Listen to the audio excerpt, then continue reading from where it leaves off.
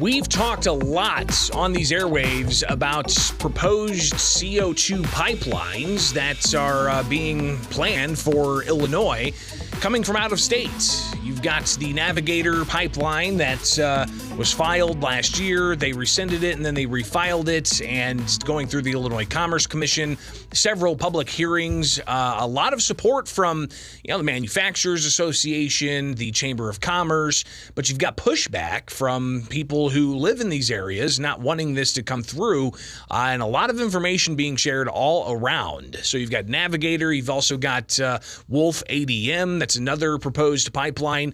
What's really this all about? What's the purpose of taking CO2 in a gas form, condensing it to liquid, and then pumping it through high-pressure pipelines through more than a dozen Illinois counties to then go into and inject all the way and sequester into Illinois' ground? To talk more about this is somebody from Smart Carbon Solutions. Let me actually get that right. Joe, you introduce yourself. Tell everybody who you're with again. Yeah, thank you for having me on this morning, by the way, and hope everybody's having a great day. I'm Joe Heinrich. I'm Executive Director of the Smart Carbon Network.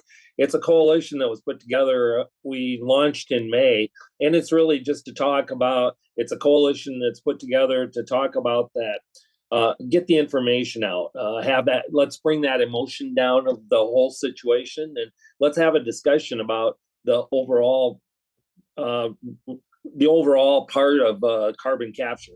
The pipelines are definitely part of that transportation part, but there's a big picture to the carbon capture. Well, let's go ahead and get into it because, of course, all we've heard so far is some of the concerns from residents and environmental groups and people worried about the impacts on their communities and property rights and so on. But I guess let's, before we talk about the pipeline, what's going on with carbon capture? It seems like it's still a pretty new concept.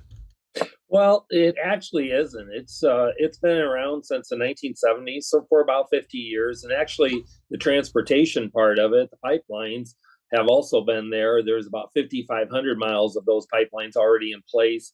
Over those 50 years, there's only been 2 incidences where there's been ruptures. There's been no deaths, fortunately. Unfortunately, there have been injuries, just as you're going to have with anything else.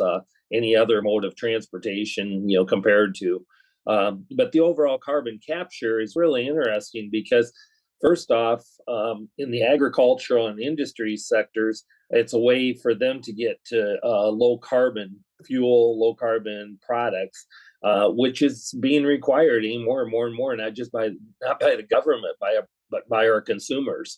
And so this is something that's needed for that reason. And then into the future, there's a lot of exciting things, the potential of what can be used, carbon dioxide can be used for in the future to make products and bring in new industry. And if you could talk a little bit about that, because, of course, you've got the carbon capture, and there's an environmental component there saying that we need to capture this byproduct from industrial, operations, so it doesn't get into the atmosphere and cause pollution and so on. So there's that component. But what can we do with that? Because I know the pipeline's looking to sequester it deep into ground, Right. but what are some of the things that are being postulated as what could be used with this condensed carbon dioxide? Yeah, there's several things. I've always said that whenever you have a product that's not worth much, there's entrepreneurs that'll figure out a way to make money on it, and so there's a lot of research, a lot of development being done. One of the things they're already working into is putting in sequestered into concrete. That's an option to do it. That helps it. Insulation's another one that's starting to get really a foothold to it, of using that carbon to produce insulation. The one that's been really interesting to me is there's a lot of work being done on green hydrogen. And what this is, it's a product that actually can be used in combustible engines. So it would be a replacement for regular fossil fuel. And it part of the process, I'm not a chemist, so I can't help you on that, but part of the process is using CO2 to develop this green hydrogen, which is actually low hydrogen then. or low carbon, excuse me. So there in that one, they're starting to look at. There's been memorandums of understanding signed to buy some of that carbon off these pipelines, off the off ramps. And what's great is where I'm looking at those opportunities are across the whole Midwest. If we can have those industries come into the Midwest, it helps our communities, it helps our neighbors, it helps us. It builds a vibrant community. And I think that's really important. So we've talked about capturing carbon, and we've talked about what some of the end products from the industrial byproduct could be. But let's talk now about that pipeline, because that seems to be what a lot of people are focused on, and concerns raised of possible ruptures and a low-lying noxious gas that could cause people to lose the ability to breathe or even the ability to turn on their gas-powered vehicle. We've heard all of this, and we've seen even the Illinois Commerce Commission has a staff engineer that said that at least Navigator's proposed pipeline is not for the public benefit and should be denied. Where are they getting this wrong? Well, let me first off, if I can give you a little of my background. I actually farm in eastern Iowa. I have a farm with a son-in-law and a nephew.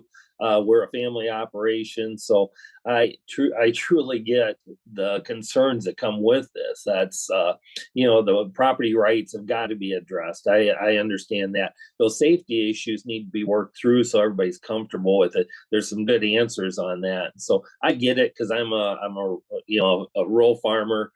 Just happened to be on 20 miles the other side of the Mississippi River. But as far as the issues of safety, like I said, this has been done for about 50 years, and it's got a really good track record.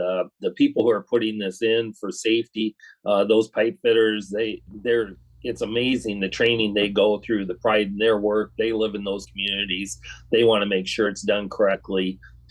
When the land reclamation process, I've talked to people about that who are doing it, and they said the advances they've done in the last 10 years to put that ground back the same way it was is just amazing. It's just like with farming, there's been so many technologies that have come along to make it better.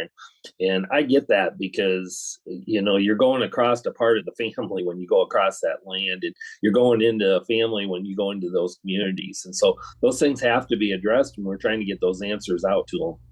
Joe Heinrich with us. He is with Smart Carbon Network here with Springfield's Morning News on 92.7 WMAY, Springfield's News and Talk. Joe, if people want more information, at least from the Smart Carbon Network's perspective here, where can they find that? Yeah, if you have any questions or concerns, don't be afraid to reach out. We want to be that go-to place for answers that you can trust, smartcarbonnetwork.com. And finally here, if the ICC denies Navigator or even eventually ADM Wolf, what do you think the negative impacts would be?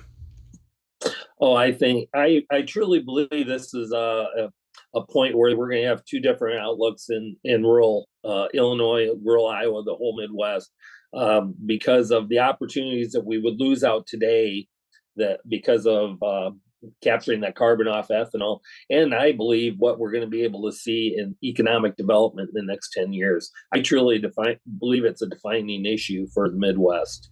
We'll be watching it closely. And Joe, I might tap you on the shoulder from time to time to join us to talk more about this in the future, because I imagine there's going to be a lot more to be said on all sides of this.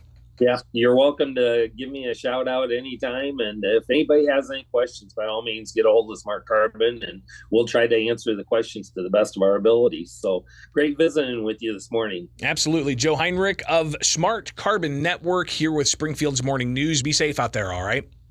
You too. Have fun at the fair if you go there. It's Republican Day after covering Democrat Day yesterday. Yeah, I'll be out there for Republican Day as well. Appreciate talking, and we'll chat soon. It is Springfield's Morning News on 92.7 WMAY, Springfield's News and Talk, and we got plenty more coming up here on WMAY.